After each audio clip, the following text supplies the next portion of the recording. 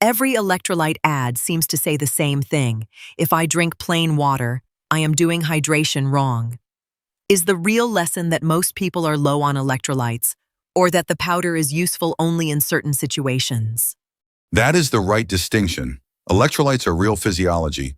Sodium, potassium, chloride, and others help with fluid balance, nerve signaling, and muscle contraction. But a powder is not automatically better hydration. If you are sitting at a desk, eating normal meals and doing a short, easy workout, food plus water usually covers the job. The need rises when losses rise or intake drops. The first body ladder step is sweat. Sweat is not one recipe.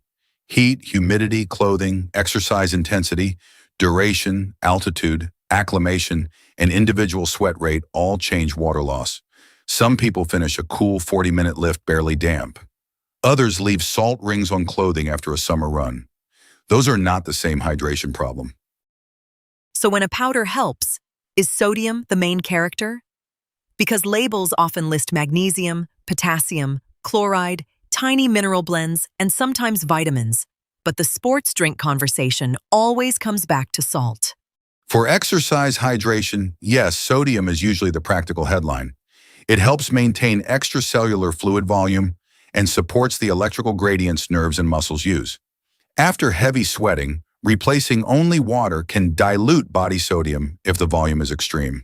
Replacing fluid with some sodium helps the body retain more of that fluid instead of simply sending it rapidly to urine. Give me the boring answer people can actually use. If I do a normal gym session, or I walk for 30 minutes, or I drink water with lunch, am I missing anything by skipping the powder? Usually no. The evidence does not support turning every water bottle into a sports drink. For everyday life, thirst, meals, and ordinary fluid intake do most of the work. Sports drink meta-analyses are mainly about exercise settings, often continuous exercise and body fluid loss, not about improving office hydration or making a casual walk more effective. The powder earns its place in predictable scenarios: long hot workouts, heavy sweating, repeated sessions, long events, vomiting or diarrhea, or times when you are drinking but not eating much. In those cases, water is replacing the volume, but sodium helps replace what was lost with the sweat or gut fluid. That is a different problem than mild thirst. Before we get too practical, who should not just copy an athlete's sodium routine? Some packets are basically salty lemonade with a wellness label, and I can imagine that matters for blood pressure or kidneys. Exactly.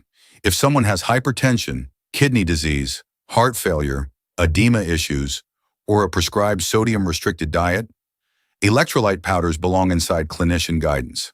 The kidneys normally adjust urine concentration across a wide range, but that does not mean every kidney or heart can comfortably handle extra sodium and fluid. A useful product for one sweaty runner can be the wrong product for a patient on a sodium plan. What about the products that add sugar or carbohydrate?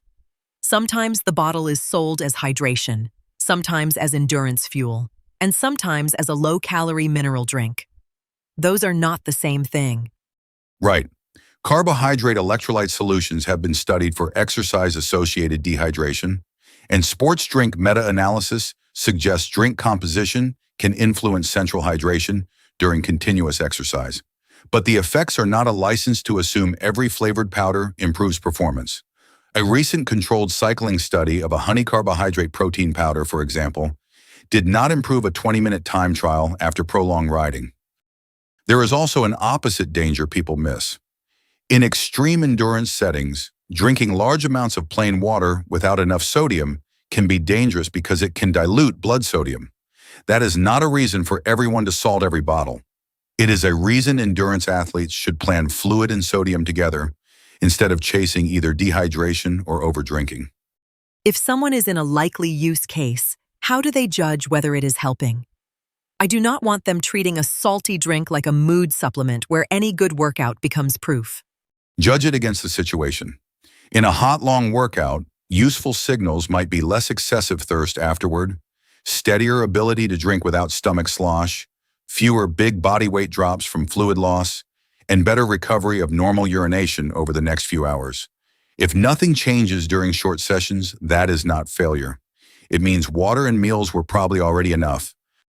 You mentioned vomiting, diarrhea, and low food intake. That sounds different from gym hydration, because the person may be losing gut fluid and not eating salty food. Is that where an oral rehydration-style drink makes more sense than a trendy workout powder? Yes, but product choice matters. Vomiting or diarrhea can increase fluid and electrolyte losses dramatically, and oral rehydration is a medical idea, not just a flavor category. Some fitness powders are high sodium, some are low sodium, some add caffeine, and some add lots of sugar. Severe dehydration, persistent vomiting, confusion, fainting, blood in stool, or vulnerable age groups deserve medical care, not label experimentation. My final filter is 3 questions. First, am I losing more than usual through sweat, heat, duration, altitude, or gut illness? Second, am I eating enough normal food to replace sodium and potassium? Third, does my medical situation make extra sodium risky? If the answers are high loss, low food, and no sodium restriction, an electrolyte drink may be sensible. If not, plain water is not second-class hydration.